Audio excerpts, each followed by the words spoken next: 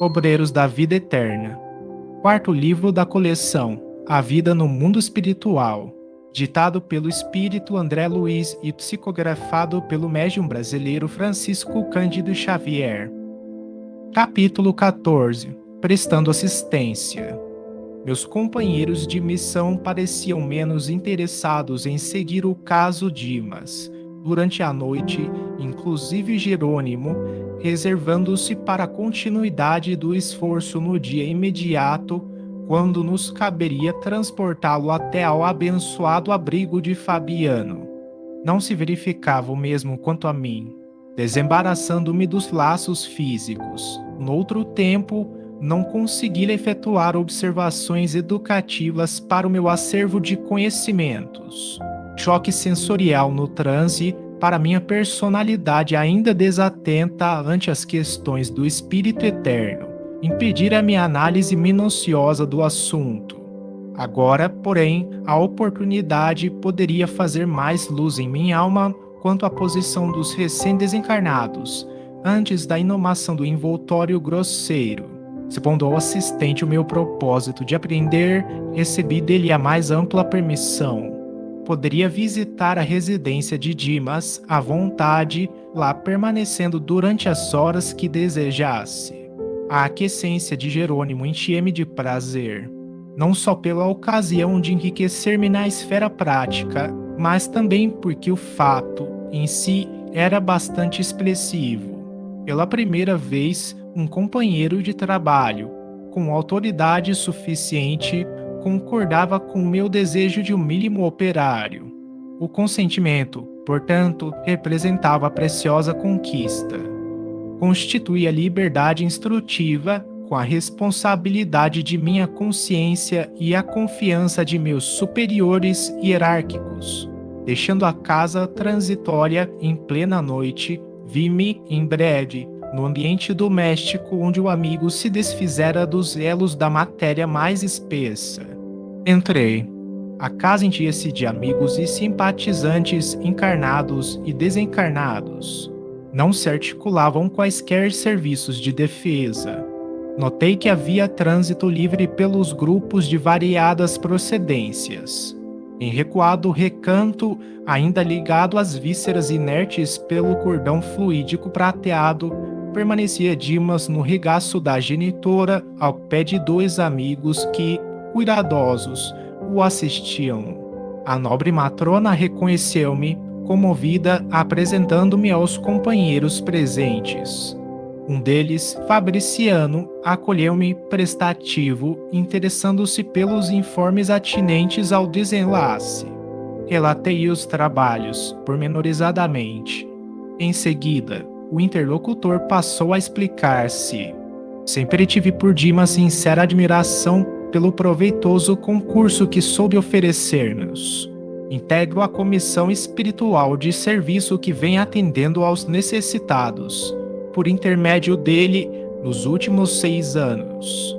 Foi sempre assíduo nas obrigações, bom companheiro, leal irmão. Surpreso com as referências, indaguei.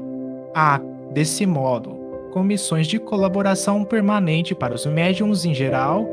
Não me reporto à generalidade, redarguiu o interlocutor, porque a mediunidade é título de serviço como qualquer outro. E há pessoas que pugnam pela obtenção dos títulos, mas desestimam as obrigações que lhes correspondem. Gostariam, por certo, do intercâmbio com o nosso plano, mas não cogitam de finalidades e responsabilidades. Em vista disso, não se estabelecem conjuntos de cooperação para os médiuns em geral, mas apenas para aqueles que estejam dispostos ao trabalho ativo. Há muitos aprendizes que não ultrapassam a fronteira da tentativa, da observação. Desejariam um caminho bem aplainado, exigindo a convivência exclusiva dos espíritos genuinamente bondosos. Experimentam a luta construtiva através de sondagens superficiais e, à primeira dificuldade, abandonam compromissos assumidos. A aquisição da fortaleza moral não prescinde das provas arriscadas e angustiosas. Entretanto, em face das exigências naturais do aprendizado, dizem-se feridos na dignidade pessoal. Não suportam a aproximação de infelizes encarnados ou desencarnados, estacionando a menor picada de dor. Para semelhantes experimentadores, seria extremamente difícil a formação de equipes eficientes representativas de nosso plano. Não se sabe quando estão dispostos a servir. Se recebem faculdades intuitivas, pedem a incorporação, se contam com a vidência, querem a possibilidade de exteriorizar fluidos vitais para os fenômenos de materialização. Escutei as observações sensatas do novo amigo e, registrando-lhe a nobreza d'alma, passei a considerações íntimas em torno da tarefa que nos levara até ali. Porque se formar expedição destinada a socorro de servidor que dispunha de amigos de tamanha competência moral? Fabriciano demonstrava conhecimentos elevados e condição superior. O obsequioso amigo, porém, evidenciando extrema acuidade perceptiva, antes que eu fizesse qualquer pergunta inoportuna, acrescentou: não obstante nossa amizade ao médium, não nos foi possível acompanhar-lhe o transe. Temos delegação de trabalho, mas, no assunto, entrou em jogo a autoridade de superiores nossos, que resolveram proporcionar-lhe repouso, o que não nos seria possível prodigalizar-lhe, caso viesse diretamente para nossa companhia. A palestra conduzia-se a interessantes ângulos do problema da morte. Seduzido pelas considerações, interroguei sobre o que já sabia, mais ou menos, a fim de poder penetrar particularidades mais significantes. Nem todas as desencarnações de pessoas dignas contam com o amparo de grupos socorristas? Nem todas, confirmou o interlocutor e acentuou: todos os fenômenos do decesso contam com o amparo da caridade afeta as organizações de assistência indiscriminada. No entanto, a missão especialista não pode ser concedida a quem não se distinguiu no esforço perseverante do bem. Todavia, objetei, curioso, tangendo a corda que mais me interessava no assunto, não há casos de criaturas, essencialmente bondosas, que se libertam dos laços físicos, mais ou menos entrosados em comissões de serviço espiritual de natureza superior, sem que haja missões salvacionistas previamente designadas para socorrê-las. Após breve pausa, acrescentei para fazer-me mais claro: vamos que Dimas estivesse em ligação recente com a sua comissão de trabalho e desencarnasse sem o cuidado de um grupo socorrista, seria deixado à mercê das circunstâncias. Riu-se Fabriciano com franqueza e retrucou: isso poderia acontecer. Temos precedentes. De maneira geral, ocorrem semelhantes casos com os trabalhadores aflitos por conseguir de qualquer modo a desencarnação, alegando necessidades de repouso. Muitas vezes, no fundo, são criaturas bondosas, mas menos lógicas e pouco inteligentes. Na semana finda, por exemplo, observamos um caso dessa natureza. Respeitável senhora, jovem ainda pelas disposições sadias que demonstrou no campo da benemerência social, foi ligada à dedicada corrente de serviço organizada por amigos nossos.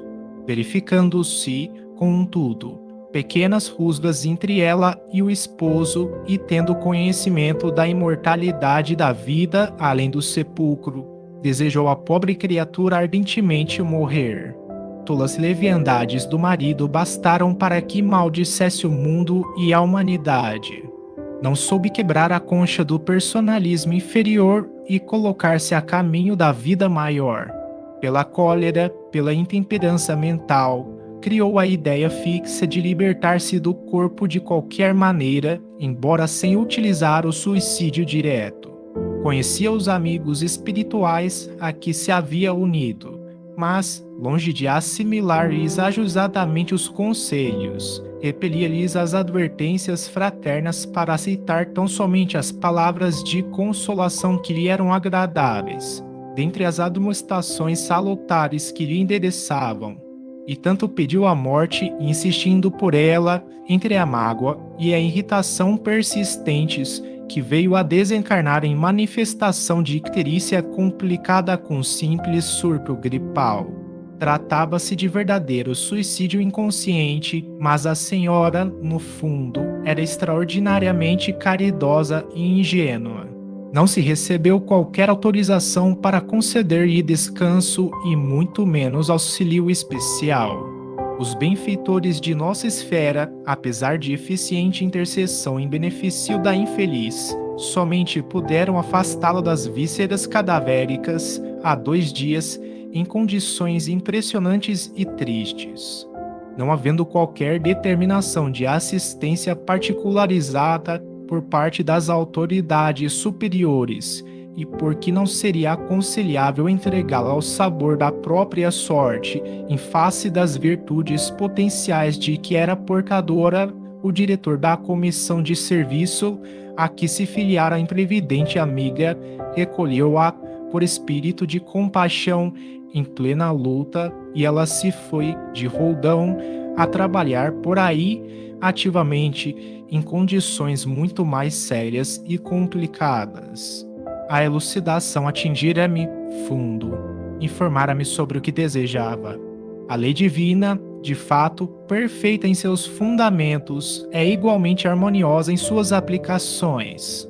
Fabriciano, estampando belo sorriso, aduziu: não frutifica a paz legítima sem a semeadura necessária. Alguém, para gozar o descanso, precisa, antes de tudo, merecê-lo. As almas inquietas entregam-se facilmente ao desespero, gerando causas de sofrimento cruel. Logo após, contemplando o recém-desencarnado, como a indicar que deveríamos centralizar todo o interesse da hora no bem-estar dele, considerou, acariciando-lhe a fronte: nosso amigo repousa agora, terminada a tormenta das provas incessantes. Está enfraquecido, o pobrezinho. A sensibilidade, posta a serviço da obrigação bem cumprida, castigou-lhe a alma até ao fim. Todavia, plantou a fé, a serenidade, o otimismo e a alegria em milhares de corações, estabelecendo sólidas causas de felicidade futura. Por enquanto, permanecerá na posição de ave frágil, incapaz de voar longe do ninho. Felizmente, aventou a genitora, satisfeita, vem melhorando de modo visível. Os resíduos que o ligam ao cadáver estão quase extintos. Relanceou o olhar pelos ângulos da modesta residência e acrescentou: se fosse possível receber maior cooperação dos amigos encarnados, seria muito mais fácil o restabelecimento integral. No entanto, cada vez que os parentes se debruçam em pranto sobre os despojos, é chamado ao cadáver, com prejuízo para a restauração mais rápida. Lamentavelmente, porém, tornou Fabriciano, nossos irmãos encarnados não possuem a chave de reais conhecimentos para organizar a ação adequada a esta hora. Em vista disso, revidou a genitora, conformada, insisto para que Dimas durma, embora o sono, que poderia ser calmo e doce, esteja povoado de pesadelos. Diante da surpresa que me absorvia, o companheiro apressou-se a esclarecer-me. As imagens contidas nas evocações das palestras incidem sobre a mente do desencarnado, mantido em repouso depois de rápido mergulho na contemplação dos fatos alusivos à existência finda. Não somente as imagens. Por vezes, nossos amigos presentes, fecundos nas conversações sem proveito, exumem com tamanho calor a lembrança de certos fatos, que trazem até aqui alguns dos protagonistas já desencarnados. As afirmações ouvidas incitaram minha curiosidade. Fabriciano, entretanto, desejando prodigalizar minha experiência direta, aconselhou: Cedere alguns minutos na sala contígua, onde os despojos recebem a visitação. Obedeci. O velório apresentava o aspecto usual. Flores perfumadas, semblantes sisudos e conversações discretas. Ao pé do cadáver propriamente considerado, os amigos sustentavam reserva e circunspecção. A poucos passos, todavia, davam-se asas ao anedotário vibrante em torno do amigo em trânsito para o outro mundo. Pequenas e grandes ocorrências da vida do morto eram lembradas com graça e vivacidade. Acerquei-me de roda compacta, em que se falava a respeito dele. Certo rapaz dirigiu-se a cavalheiro muito idoso, perguntando: "Coronel, recebeu a conta?" "Por enquanto, não", respondeu o velhote interpelado, preparando o fumo de rolo para cigarro à moda antiga, "mas não me preocupo pela demora. Dimas foi sempre bom camarada e os filhos não olvidarão compromisso paterno. Questão de tempo." Interessado em ressaltar as qualidades distintas do falecido e revelando suas boas disposições de historiador municipal, prosseguiu: "Dimas era um homem interessante e excepcional. Sempre invejei a serenidade. Em matéria de prudência, raras pessoas conheci semelhantes a ele. É verdade que nunca me dei a estudos espiritistas, mas confesso que, ao observar a maneira de proceder, sempre desejei conhecer a doutrina que lhe formava o caráter. Até aí, tudo muito bem. Embora a invocação dos débitos do morto, o credor apenas pronunciava palavras de estímulo e paz.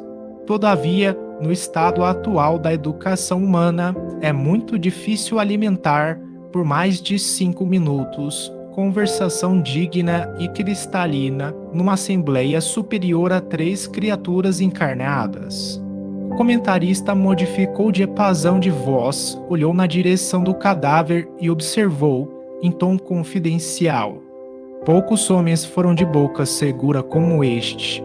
Conheci Dimas faz muitos anos e estou certo de que foi testemunha ocular de pavoroso crime que nunca se desvendou para os juízes da terra." Após ligeira pausa, acendeu o cigarro e perguntou, reaguçando a curiosidade dos ouvintes: "Nunca souberam?" Os presentes mostraram silenciosa negativa. "Vai para 30 anos", continuou o narrador. "Dimas residia ao lado de nobre família que guardava consigo valiosos patrimônios da coletividade relativamente à orientação pública.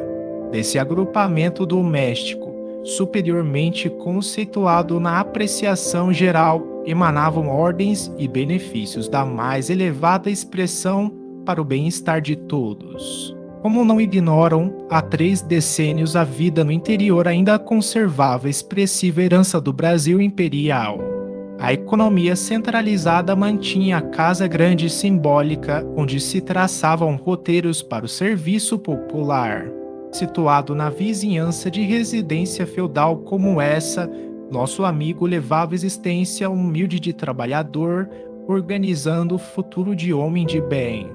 O cavalheiro, insciente dos problemas do espírito, enunciou nomes, relacionou datas e lembrou brejeiramente certos pormenores, prosseguindo com maliciosa jocosidade. Certa noite, pela madrugada, conhecido chefe político saía do palacete residencial pelos fundos, acompanhado de uma senhora que aparentava excessiva despreocupação consigo mesma ao despedir-se com intempestiva manifestação de afeto.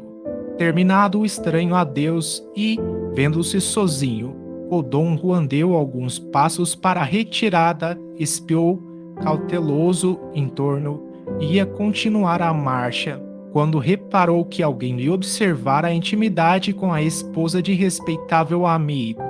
Era modestíssimo operário, que talvez estivesse ali por força de circunstâncias inapreciáveis. O político alcançou-o de um salto. Homem de compleição robusta e paixões violentas, aproximou-se do espectador inesperado e interpelou-o, brutalmente, ao que o mísero respondeu, humilde: Doutor, não estou espreitando, juro-lhe, pois morrerá, de qualquer modo, adiantou o atlético agressor em voz sumida de cólera. Agarrou-o pelo paletó e acentuou, de dentes cerrados: Vermes que perturbam devem morrer. Não me mate, doutor, não me mate. Rogou o infeliz: tenho mulher e filhos. Saberei respeitá-lo. Não valeu a vítima dobrar-se de joelhos na súplica, porque o homem terrível, cego de fúria, tomou a arma e desfechou-lhe certeiro tiro no coração, afastando-se precipite. Dimas, tendo observado os fatos a curta distância, gritou, fazendo-se ouvir pelo assassino, que o reconheceu pelas exclamações. Em seguida, correu no sentido de amparar o ferido, que, entretanto, nem chegou a gemer, tendo-se aproximado do assassinado, quando outras pessoas, em roupas brancas, acorriam igualmente à pressa para verificar o ocorrido. Manteve-se a cavaleiro de qualquer atitude suspeitosa. No entanto, chamado a esclarecimento pelas autoridades, ele, que tudo sabia, nada revelou. Protegeu o morto nos funerais, dispensou extremos cuidados, extensivos à família, portou-se como cristão fiel, esquivando-se, contudo, ao fornecimento de quaisquer indícios para que o criminoso fosse capturado, alegando desconhecer qualquer minúcia dos fatos que deram motivo ao acontecimento. E o caso policial foi encerrado na suposição de latrocínio. A única testemunha, que era ele, considerava preferível silêncio ao escândalo que traria enormes dissidências domésticas e sociais. O narrador fixava os despojos e acentuava: boca segura, não conheci homem mais discreto. Certo ouvinte indagou, brejeiro: mas, coronel, como veio a saber das particularidades, se Dimas não chegou a denunciar? O interpelado fez um gesto de franca satisfação e acrescentou: vantagem da boa amizade com os sacerdotes. Meu velho amigo, o padre F., que Deus guarde, contou-me o fato, sumamente impressionado. Ouviu o assassino em confissão antes da morte dele e obteve todos os pormenores da obscura ocorrência. O homicida, cuidadoso na exposição das faltas, não se esqueceu de nomear Dimas ao vigário como exclusiva testemunha do pecado mortal cometido. O padre, contudo, excelente amigo, cheio de experiência do mundo, não trouxe o caso a público. As pessoas envolvidas no drama deixaram descendência distinta e seria crueldade rememorar acontecimento tão triste.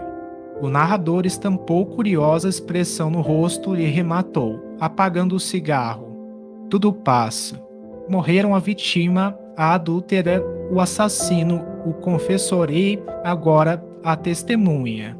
Certo, haverá lugar fora deste mundo para fazer-se a justiça. Nesse momento, horrível figura, seguida de outras, não menos monstruosas, surgiu de inesperado. Acercando-se do leviano comentador, ouviu-lhe, ainda, as últimas palavras, sacudiu e gritou: sou eu o assassino. Que quer você de mim? Por que me chama? É juiz. O narrador não enxergara o que ouvia, mas seu corpo foi atingido por involuntário estremeção, que arrancou o abafado riso dos presentes. Logo após, o homicida desencarnado, atraído talvez pelo cheiro forte das flores reunidas na esse improvisada, teve a perfeita noção do velório. Abalou-se precipitado, pondo-se na contemplação do morto. Reconheceu-o, estampou um gesto de profunda surpresa, ajoelhou-se e gritou: Dimas, Dimas, pois também tu vens para a verdade? Onde estás, bom amigo, que me velaste a falta com o véu da caridade sem limites? Socorre-me. Estou desesperado. Onde encontrarei minha vítima para suplicar o perdão? De que necessito? Ajuda-me, ainda. Tem compaixão. Deve saber o que ignoro. Socorre-me, socorre-me. Ao lado do infeliz, em rogativa, diversas entidades sofredoras permaneciam estáticas. Mas Fabriciano surgiu inesperadamente e ordenou aos invasores afastamento imediato. Limpa a câmara, o novo amigo dirigiu-se a mim, observando. Garanto que este grupo entrou nesta casa por invocação direta. Narrei, impressionado, o que vira. Ouviu-me calmamente e ponderou. A observação, feita por nós mesmos, é sempre mais valiosa. Dimas, não obstante dedicado à causa do bem e compelido a grande esforço de cooperação na obra coletiva, descuidou-se de incentivar a prática metódica da oração em família no santuário doméstico. Por isso tem defesas pessoais, mas a residência conserva-se à mercê da visitação de qualquer classe. A elucidação era significativa. Comecei a compreender a razão do sentimentalismo prejudicial da família inconformada. Desejando, porém, fixar o aprendizado da noite sobre assunto atinente à desencarnação, perguntei: nosso amigo recém-liberto terá ouvido a súplica do irmão desventurado? Geme sob o terrível pesadelo nos braços maternos, explicou Fabriciano, solícito, ao recordar o fato relatado. Desde alguns minutos acompanhamos a agitação dele, reparando que recebia choques desagradáveis através do cordão final, ouvindo e vendo os quadros invocados. Insisti, perguntando. Não chegou a ver, nem a ouvir integralmente em face da perturbação espontânea, mas vislumbrou, sentiu, oprimiu-se e torturou-se, prejudicando a reconquista de si mesmo.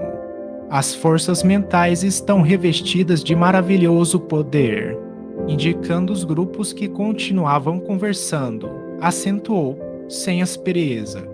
Nossos amigos da esfera carnal são ainda muito ignorantes para o trato com a morte.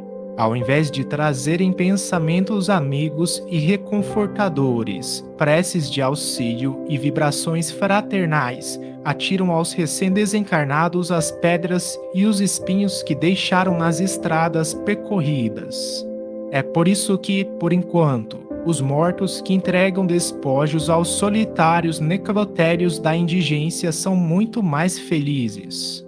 Ainda não havia terminado, de todo, as considerações, quando a esposa de Dimas, num acesso de pranto, levantou-se do leito em que repousava e adiantou-se para o cadáver, repetindo-lhe o nome comovedoramente. Dimas, Dimas, como ficarei? Estaremos separados, então, para sempre? Como Fabriciano se dirigisse apressado para o quarto humilde em que permanecia o desencarnado, acompanhei-o. A genitora do médium fazia esforços para contê-lo, mas debalde. Pelo fio prateado, estabelecera-se vigoroso contato entre ele e a companheira, porque Dimas se ergueu, cambaleante apesar do carinho materno. Estava lívido, semilouco. Avançou para a sala mortuária, rogando paz, mas antes que pudesse aproximar-se muito dos despojos, Fabriciano aplicou energias de prostração na esposa imprudente, que foi novamente conduzida ao leito, agora sem sentidos, enquanto Dimas voltava ao regaço maternal, menos aflito. O amigo esclareceu-me sereno. Há situações em que o drástico deve ser medida inicial. Nosso irmão muito fez pela harmonia dos outros durante a existência e merece libertação pacífica. Sinto-me, pois, no dever de garanti-lo para que se desembarace dos últimos resíduos que ainda o inclinam à matéria densa. Outros amigos e afeiçoados do médium chegaram ao ambiente doméstico, interessados em ajudá-lo e, como a noite ia muito alta, despedi-me dos companheiros, pondo-me de regresso ao acolhedor asilo de Fabiano. No outro dia, ao me avistar, disse-me o assistente Jerônimo, após a saudação inicial: Cetero, Andrei, que o velório lhe tenha trazido úteis e instrutivos ensinamentos. Sim, O estimado assistente falava com muita propriedade e razão. Eu aprendera muito durante a noite. Aprendera que as câmaras mortuárias não devem ser pontos de referência à vida social, mas recintos consagrados à oração e ao silêncio.